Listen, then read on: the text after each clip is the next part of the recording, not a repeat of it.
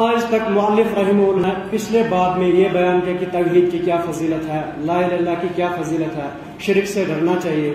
تو اب مؤلف رحمہ اللہ بیان فرما رہے ہیں اس باب میں تفسیر التوحید و شہادت اللہ الہ الا اللہ، لا الہ الا اللہ کی اور توحید کی تفسیر. اصل کیا مطلب ہے؟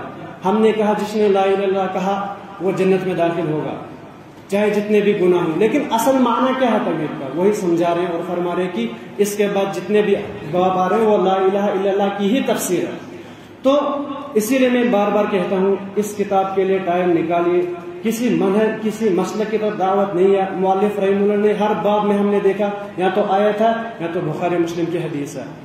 آج بھی اس باب میں مؤلف رحمہ اللہ نے 3 آیتوں اور صحیح مسلم کی حدیث کا تذکرہ کیا ہے جس سے لا الہ الا اللہ کی تفسیر ہوتی ہے. مؤلف رحمہ اللہ نے پہلی آیت جو ذکر کیا بنی اسرائیل کی آیت ہے. فرماتے ہیں اللہ تعالیٰ نے بیان فرمایا اولئک الذین یدعون یبتغون الی ربہم الوسیلہ ایہم اقرب ویرجون رحمتہ ویخافون عذابہ. اصل میں اس سے پہلے جو آیت ہے اس کا تذکرہ انہوں نے نہیں کیا. وہ آیت یہ ہے کہ اللہ تعالیٰ بیان فرماتے ہیں قل ادعوا الذین زعمتم من دونہ، کہہ دیجئے اللہ کے نبی جن کو آپ اللہ کے سوا پکارتے ہو، فلا یملکون کشف الضر عنکم ولا تحویلا، نہ تو وہ آپ سے کسی مصیبت کو دور کر سکتے ہیں نہ اسے ہٹا سکتے ہیں. یہ اللہ تعالیٰ نے بیان فرمایا ان کے متعلق جن کی مشرکین پوجا کرتے تھے، جن کو پوجتے تھے. اور اللہ تعالیٰ نے پھر بیان کیا آپ کو پتا ہے جن کو آپ پوجتے ہو، جن کی عبادت کرتے ہو، وہ بیچارے خود اللہ تعالیٰ کی عبادت کرتے ہیں اور ایسے اعمال کرتے ہیں، اللہ تعالیٰ کا قرب تلاش کرتے ہیں. وَيَرْجُونَ رَحْمَتَ، اللہ تعالیٰ کی رحمت طلب کرتے ہیں، ڈھونڈتے ہیں، امید رکھتے ہیں اور اللہ تعالیٰ کے عذاب سے ڈرتے ہیں. اور اللہ تعالیٰ کا عذاب ہے بھی ڈرنے کے قابل، ڈرنا بھی چاہیے. تو عبداللہ بن مسعود اس آیت کی تفسیر میں بیان فرماتے ہیں رضی اللہ عنہ کی یہاں پر مشرکین مراد ہے. مشرکین کو اللہ تعالیٰ خطاب کر رہے ہیں کیونکہ وہ ملائکہ کو، عیسیٰ علیہ السلام کو، عزیر علیہ السلام کو پکارا کرتے تھے. اللہ تعالیٰ نے کہا ان کو پکارتے ہیں، یہ تو خود اللہ تعالیٰ کو قرب چاہتے ہیں، آپ ان کو پکارتے ہیں، آپ سے کوئی غم دور نہیں کر سکتا. تو اب مجھے بتائیے، یعنی ایک انسان کو سوچنے کی ضرورت ہے کیا عیسیٰ علیہ السلام سے، ملائکہ سے، عزیر علیہ السلام سے بڑھ کر کوئی ولی ہوگا؟ نہیں ہوگا، کیونکہ انبیاء تو سب سے بڑے اولیاء ہیں. اللہ تعالیٰ نے ان کی عبادت سے بھی منع کیا. کیوں؟ کیونکہ وہ تو خود بندے ہیں، وہ خود اللہ تعالیٰ کی رحمت کے محتاج ہے. تو مؤلف رحمہ اللہ یہی سمجھا رہے کہ اس آیت کے ذریعے سے کہ لا الہ الا اللہ کا مطلب ہے کہ آپ صالحین، مقربین، انبیاء کی بھی عبادت سے بچو، ان کی عبادت سے بھی پرہیز کرو کیونکہ عبادت کے لائق خالص اللہ ہے، وہی مصیبتوں کو دور کر سکتا ہے. اس کے بعد دوسری آیت سورہ زخرف کی بیان فرماتے ہیں ابراہیم علیہ السلام نے اپنی قوم سے کہا. اللہ تعالیٰ بیان فرماتے ہیں وَإِذْ قَالَ إِبْرَاهِيمُ لِقَوْمِهِ وَأَبِيهِ، جب ابراہیم نے اپنی قوم اور اپنے باپ سے کہا إِنَّنِي بَرَاءٌ مِّمَّا تَعْبُدُونَ، میں اس سے برات اختیار کرتا ہوں، میں اس سے بری ہوں جن کی تم عبادت کرتے ہو، سوائے اس کی الذی فطرنی، جس نے مجھے پیدا کیا، کیونکہ وہی مجھے ہدایت دے گا. تو مؤلف رحمہ اللہ اس آیت سے یہ سمجھانا چاہتے ہیں کہ انسان جتنا بھی، کوئی دنیا میں جتنا بھی نیک ہو، جتنا بھی اللہ تعالیٰ کے قریب ہو، پھر بھی وہ عبادت کے لائق کبھی نہیں بنتا. اور عبادت کے لائق کون ہے؟ اللہ تعالیٰ ہے. اس کی وجہ بیان فرمائیں کیونکہ ابراہیم علیہ السلام کہتے ہیں وہی تو مجھے ہدایت دیتا ہے، اسی نے تو مجھے پیدا کیا. اس کے بعد مؤلف رحمہ اللہ نے ایک اور آیت کا تذکرہ کیا، سورہ توبہ کی ہے، آیت نمبر 13 فرماتے 31 اللہ تعالیٰ فرماتے ہیں اتخذوا احبارهم ورهبانهم اربابا من دون اللہ. اللہ تعالیٰ نے یہود اور نصارہ کے متعلق کہا کہ انہوں نے اپنے علماء اور اپنے درویشوں اور راہبوں کو معبود بنا لیا. عدی بن حاتم ایک صحابی ہے، جب انہوں نے اسلام کو قبول کیا تو اللہ کے نبی علیہ السلام کے پاس گئے، کہا اے اللہ کے نبی علیہ السلام، جب یہود و نصارہ اپنے علماء کو معبود نہیں مانتے، لیکن قرآن نے ایسا کیوں کہا؟ اللہ کے نبی علیہ السلام نے بیان فرمایا کیا وہ علماء کے حلال کیے ہوئے حلال کو حلال نہیں سمجھتے؟ انہیں جو اللہ نے حرام کیا تھا یہود نصارہ کے علماء نے اسے حرام قرار دیا اور علماء نے ان کی اتباع کی، تو اس کا مطلب اس کی عبادت ہوگی. اگر اللہ تعالیٰ کے خلاف کسی کی اتباع کرتا ہے انسان، گویا کہ اس کی عبادت ہو جاتی ہے. تو اس کے ذریعے سے بھی مؤلف رحمہ اللہ یہ سمجھا رہے ہیں کہ انسان مشرکین سے برات کا اظہار کرے. اس کے بعد ایک اور آیت کا تذکرہ کیا، اہم آیت ہے سورہ بقرہ کی. اللہ تعالیٰ بیان فرماتے ہیں وَمِنَ النَّاسِ مَن يَتَّخِذُ مِن دُونِ اللَّهِ أَندَادًا، لوگوں میں سے کچھ لوگ ایسے ہیں جو اللہ کے علاوہ دوسرے معبود بناتے ہیں युहिब्बूनहुम, फिर उनसे इतनी मोहब्बत करते हैं कहुब्बिल्लाह, जैसे कि अल्लाह ताला की मोहब्बत होती है, यानी गैरुल्लाह से अल्लाह ताला से ज्यादा मोहब्बत करते हैं। तो ये अहम मसला है। हमने कभी भी औलिया की तौहीन नहीं की। जब हम ऐसी आयत पेश करते हैं हमें कहा जाता है कि आप तो औलिया के दुश्मन नौज़ुबिल्लाह। हम औलिया के दुश्मन क्यों हूं?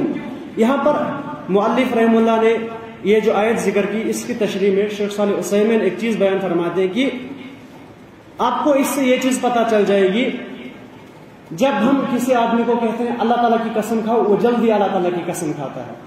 लेकिन जब उससे कहा जाएगा अपने किसी बड़े की, यानी पीर की या उनके बड़े की जिनकी इत्तिबा, उसकी कसम खाओ, डरते हैं। इसका मतलब है उसकी कसम से डरते हैं, अब्दुल कादिर जिलानी साहब की कसम से डरते हैं, लेकिन अल्लाह ताला की कसम खाते हैं। इसका मतलब उन्होंने ज्यादा ताज़ीम किसको दी? उनको दी। इसका मतलब है उनकी मोहब्बत अल्लाह ताला के मुकाबले में उनको ज्यादा है। और ये मुअल्लिफ रहमतुल्लाह इस आयत के जरिए से समझा रहे हैं वो साफ तौर पर मुशरिक है। यहां तक कि गौर से इस मिसाल को समझना, शेख सालेह उसैमीन रहमतुल्लाह बयान फरमाते हैं कि इसी तरह से अगर कोई आदमी यहां से हज करने को जाता है, फिर वो काबा से ज्यादा तरजीह देता है रसूलुल्लाह सल्लल्लाहु अलैहि वसल्लम की कब्र की जियारत को। हालांकि रसूलुल्लाह सल्लल्लाहु अलैहि वसल्लम की मोहब्बत ईमान में से, कब्र की जियारत की कोई मसला नहीं है, लेकिन काबा से ज्यादा तरजीह किसको दी? कब्र को, अल्लाह के नबी अलैहि सलाम को, कब्र को। उसके लिए ये अहम नहीं है कि मैं काबा का तवाफ करूं, उसके लिए ये अहम है कि मैं रसूलुल्लाह सल्लल्लाहु अलैहि वसल्लम की कब्र देखूं। तो ये भी मुशरिक बन जाता है। क्यों? क्योंकि उनकी मोहब्बत जो है वो रसूल सल्लल्लाहु अलैहि वसल्लम के लिए ज्यादा है अल्लाह ताला से। हम अल्लाह के नबी अलैहि सलाम से मोहब्बत करते हैं, वो मोहम्मद बिन अब्दुल्लाह इसलिए नहीं, वो रसूलुल्लाह सल्लल्लाहु अलैहि वसल्लम है। और रसूलुल्लाह सल्लल्लाहु अलैहि वसल्लम की मोहब्बत अल्लाह ताला की मोहब्बत के ताबे है, क्योंकि अल्लाह ने कहा रसूल की मोहब्बत ही तो अल्लाह ताला की मोहब्बत है। अगर आप रसूल से नफरत करते हैं इसका मतलब अल्लाह ताला से नफरत करते हैं। गोया कि रसूल की मोहब्बत, औलिया की मोहब्बत, सबकी मोहब्बत तभी मोहब्बत है और शरई मोहब्बत है, लेकिन सारी मोहब्बतें अल्लाह ताला की मोहब्बत के ताबे हैं। लेकिन अगर कोई रसूल की मोहब्बत के ताबे अल्लाह की मोहब्बत बना लेता है वो मुशरिक है। अब बताइए, हमने रसूल की तौहीन तो नहीं की, ना औलिया की तौहीन की, लेकिन अब अगर कोई गौर से ना समझे वो समझेगा इन्होंने रसूल अलैहिस्सलाम की तौहीन की, नाउज़ुबिल्लाह। तो ये चीज जरूरी समझनी है। इसी तरह से दूसरी मिसाल बयान करते हैं, अगर कोई दुनिया से इतनी मोहब्बत करता है कि जैसे कि अल्लाह ताला का कोई हुक्म है, उसके मुकाबले में उसे दुनिया की कोई काम पेश आ गया, उन्होंने अल्लाह ताला के हुक्म को छोड़ा और दुनियावी जिंदगी का, दुनियावी किसी मसले का इख्तियार किया। इसका मतलब उनको उस चीज की ज्यादा मोहब्बत थी, अल्लाह ताला की मोहब्बत कम थी। यहां तक कि शेख साहब बयान फरमाते ये भी दुनिया का इबादत गुजार बन जाता है। क्यों? क्योंकि उसको तो अल्लाह ताला से ज्यादा मोहब्बत अपने पैसों के साथ है, अपनी औलाद के साथ है। तो ये है कलमे तौहीद का मतलब। ये मतलब नहीं है ला इलाहा इल्लल्लाह हमने पढ़ा तो बस।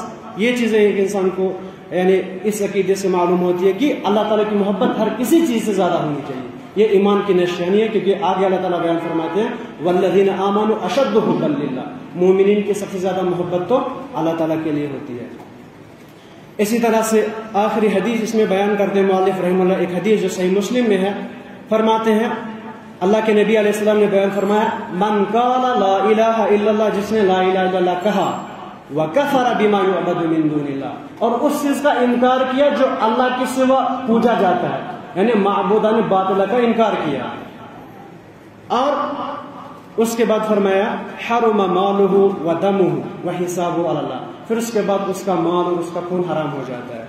तो इस हदीस के जरिए से मौलिफ रहमतुल्लाह यह समझा रहे हैं कि अगर कोई खाली कलमा पढ़ लेता है तो वो मुवाहिद नहीं है, क्योंकि रसूलुल्लाह ने ये नहीं कहा जिसने ला इलाहा का उसका खून हराम हो गया, नहीं, साथ में वो उनका भी इनकार करना चाहिए जो माबूदान बातिला है।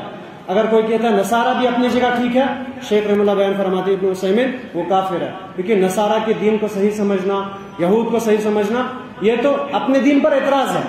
इसीलिए खाली कलिमा काफी नहीं है, यहां तक कि उसके तकाजे पूरे न किए जाए और माबूदान बातिला का इनकार न किया जाए। जब ये सब चीजें होंगी तभी हम कहेंगे हमने ला इलाहा इल्लल्लाह को समझा है। अल्लाह ताला से दुआ है कि अल्लाह ताला हमें इसे सही तरीके से समझने, इस पर अमल करने, दूसरों तक पहुंचाने की तौफीक दे।